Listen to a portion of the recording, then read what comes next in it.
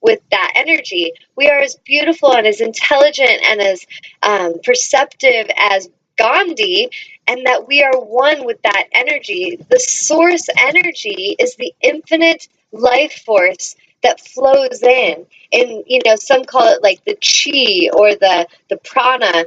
It's the life force, and it's a higher intelligence, and it comes into us as humans. It channels through us.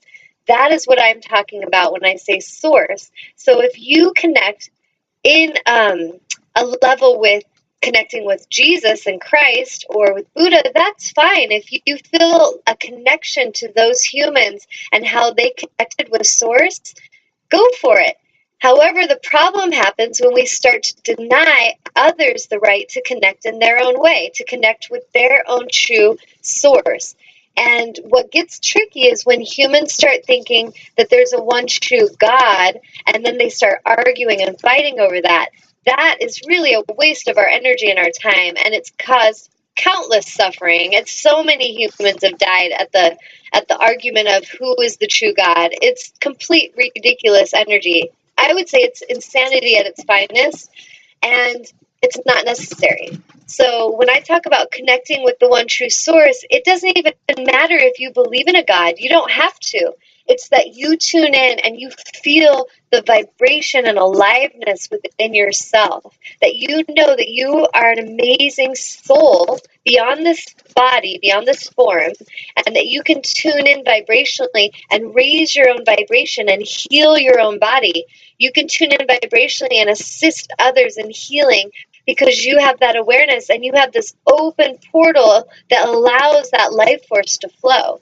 When there's a Reiki healer or an angelic healer, when we're tuning in, I'm just a channel for that source energy to flow. And then I'm tuning in and listening. There are times where I've sensed Christ consciousness come in. I've felt and seen Buddha's presence and Kuan Yin and Goddess Isis. Like recently I had Isis make an appearance and let me know that she was here assisting. So all these energies are beings that are here to assist us. I would call them ascended masters. And then there are the archangels.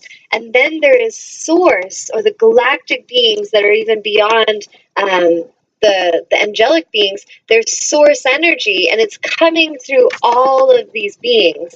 And it's bringing us information. It's bringing us understanding. It's helping us find solution. It's intelligence. It's the life force of intelligence. Like Einstein, when he was tuning in and finding these mathematical theories and solutions and equations, they were coming from source. They were coming from higher intelligence because he was here on the planet at a time asking the question, and the consciousness was responding with an answer, with a solution. So if we could get past this feeling that we have to identify with this like male or female energy of like a god that's outside of us, and that we have to be afraid of that god or goddess, we will evolve so quickly as a planet when we really understand that we are what we've been waiting for. We are source energy, and we, just like Christ said, these things I do, you shall do greater. He was really serious about that. He was showing us the miracles that were possible, and he was telling us that we would be able to do them as well, and that we were just as worthy. And it wasn't that we needed to start a religion in his name. He never was a part of a religion. If you really look at his life, he was just speaking of what Source was channeling through him, or what he called his Father. And that was the way he related to it. So he related to it as a father, and then everyone now believes that God is a male energy that's outside of us. And that is something worth considering in a shift, having a shift on understanding that there's the male, the female aspects in us, in all of us, and that source energy channels through to assist all of us. It doesn't matter what part of the country you're born in. You're not going to go to hell because you're in Okinawa and you never heard about Jesus. That is ridiculous.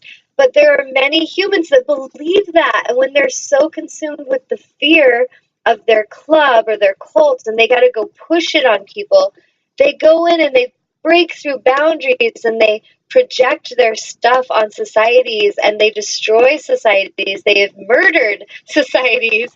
And it would be nice if we just all spoke the truth about this stuff, because it really is not necessary.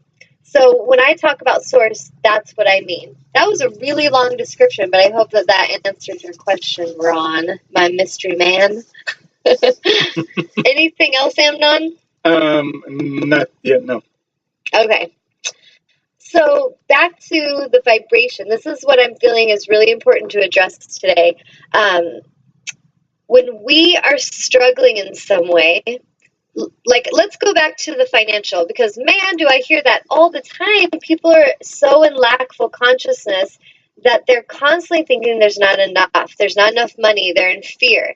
So even when, let's say I'm a healer, and which I am, but this has happened to me, so I'm going to speak some examples. There was a time where I was working at a place, and it was temporary at the YMCA. I shared that story with you all. I went in, spoke my truth. That didn't last as long as I thought it would. 3 months later, I'm leaving, and my angels assured me, don't worry, we're going to take care of you, and you were to be a messenger, so just keep being a messenger and don't be too attached. I've learned to be okay with this. So then, during that time where I didn't have an employer at all, I was getting several healing clients, and that month was an amazing, abundant month for me as a healer, and so many clients were coming in, and I could sense this wave and this shift of energy changing, and that's when a lot of clients were reaching out and ready for their work. They're ready to do their work and to tune in, and I was ready to assist them. Well, then not long after, my dog got very sick, and then my dog passed away, and during that month where I was not as busy, I was able to give so much of my time and my energy and my presence to my dog, who I loved and adored. Now, if I was in panic and in fear and in lack, I would have been looking out of the eyes like, oh my God, I have to get work. I have to work somewhere. And I wouldn't see that that source was giving me an opportunity to really connect with my animal, to really spend sacred time with a spirit that was transitioning and leaving her form soon.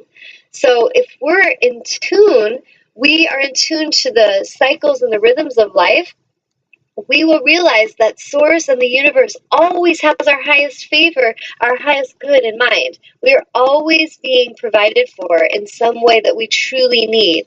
Now, if I'm sitting around stressing about the lack of money, all it's going to do vibrationally is probably cause more of my money to fall away and cause me to stress more, which is not going to serve me. It's not going to bring in opportunities. It's going to be like all these opportunities could be around, like in that vortex of alignment, but I'm dancing around the circle, panicked, and like on that hamster wheel, freaking out. And so I'm not even seeing the opportunity. Now, in that kind of a situation, when I have that wisdom to go, okay, thank you, Source, for giving me some downtime. And then now I get busy again. And then a couple months later, a wave comes. My son has a situation. I'm helping my child, and there's no clients. And I won't lie, for a couple days, I'm like, okay, there's a lot of money going out right now, a lot of money going out that I wasn't planning for. So thank you for providing, and thank you for bringing me more clients and people that I can truly share my gifts with, because that is my passion. Well, I had that downtime, because I needed to totally be there for my son. And we were doing a lot of technical stuff that I had to be there for that took time. And then now I'm back into that wave of clients are coming in. I'm assisting clients and helping them. And life is really beautiful.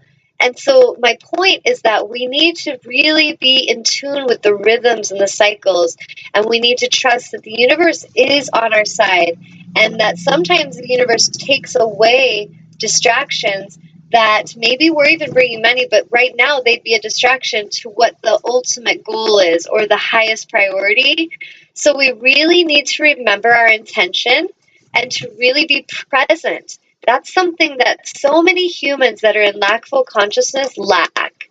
They are in lackful consciousness, so therefore they are never, I observe them, they're not present. They could be sitting right next to a person that's giving them answers, and they're not even listening. They're on their cell phone texting, or they're panicking about the next appointment they need to be at, or They might be with a client and they're not even with the client because they're thinking about the next client they need to get. And this is what I'm talking about when I say there's a soul level sickness in our collective consciousness and in our as humanity that needs to be addressed. We need to really tune in to that thing inside of us that tells us there's not enough money, not enough time, not enough popularity, not enough something. And when we're in that lackful consciousness, we are ruthless to each other. This is when you see humans at their worst. They are very cutthroat in their approach with each other. They're very competitive. They're very judgmental. They're very insecure and jealous, and they just want to dominate and control. And when I observe that in others, when I see humans acting in this way, all it's showing me is how out of alignment they are and how disconnected from their source they are.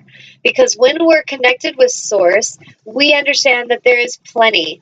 We understand that we are exactly in the right place at the right time. And then we give and offer our gift of presence. And that is why whenever things come to us, we thrive and we prosper and we have great health and abundance because we are present with life. When life shows up, we show up with life and we say yes to it. When you're in lackful consciousness, life shows up. Yes. You're saying, no, sorry, don't have enough time. Sorry. No, oh, excuse me. What'd you say? People are like, how you doing? Oh, good. And then they're walking off. They don't really care. And there's a reason they're struggling and that they're not happy. Because if you're not really caring and connecting with each other, you're never going to be fulfilled or happy. Because truly what it is that you want most is that connection. What you're each seeking in the greatest places is a connection with your own source and a connection to each other and a feeling of love and honor and reverence for life. And no amount of money in your bank account or any amount of money disappearing from your bank account is going to make you understand that. What's going to help you is you really being present with life and really honoring it and being there in a higher vibration. So when I talk about vibration, if you take 20 minutes, say 10 to 20 minutes a day, and you just lay down and you relax. You could do it outside in your bedroom, it doesn't matter, but you just lay down and close your eyes, connect with your breath. You could put calm music on if you like, something like gentle and meditative, and you're just going to be still and connecting with your breath. As you tune in vibrationally, you want to check in. So right now, let's just do a little exercise. If all of you watching will just close your eyes for a moment, and just connect with your breath. Just feel your breath. Be very present. And just tune in to what is going on inside of you right now vibrationally. Do you feel at ease? Or do you feel any sense of resistance going on? And no need for judgment. Just tune in with awareness. So if in our mind we're feeling resistance, it's very busy, very scattered, it's okay. Tune in and acknowledge that. If maybe in our heart we feel tension, our heart's tight, or our stomach's upset, we feel tension in our stomach, or maybe our shoulders are really tight, just take a breath and relax and let that go. So the more and more that we tune in and just tune into our own state of ease, am I at ease, or am I in a place of resistance? That is a great place that we begin. So when we go into that place and we close our eyes and we feel our energy, the next level is not doing anything. It's really practicing releasing. So imagine as you're closing your eyes and you're breathing, your intention is to release any resistance, to release any tension, to release any fear. And it could be known fears or unknown fears that we're just unconsciously holding. But just to set that intention that we are releasing, we're letting go. And truly, as we let go and we allow the universe to support us, we remind ourselves, I am an amazing and powerful soul, and I am worthy. I allow the universe to now fully support me. We basically go from this place where we had our hose pinched, and then we unpinch the hose and source, that infinite supply of source, can flow in and help us. So vibrationally, that is the most important thing that we need to remember, is it's not